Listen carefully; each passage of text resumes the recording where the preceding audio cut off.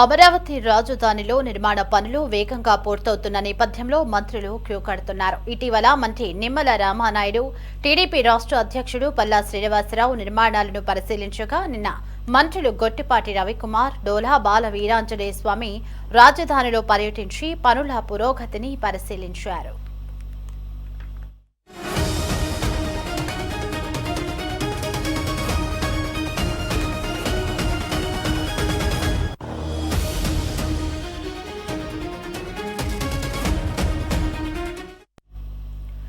రానున్న రోజుల్లో మరికొంతమంది మంత్రులు కూడా అమరావతి నిర్మాణాలను పరిశీలించేందుకు సిద్ధమవుతున్నట్లుగా తెలుస్తోంది.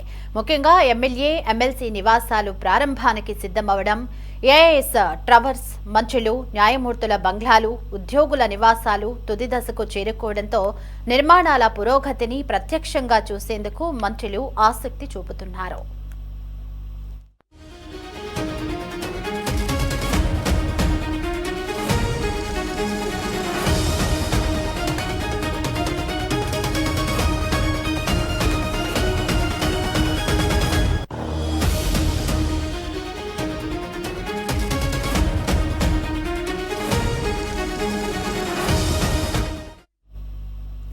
అదే సమయంలో ఐకానిక్ టవర్స్ నిర్మాణం కూడా వేగంగా రూపుదిద్దుకుంటుండగా వచ్చే నెలలో కొన్ని ప్రభుత్వ నివాసాలను ప్రారంభించే అవకాశాలు కనిపిస్తున్నాయి.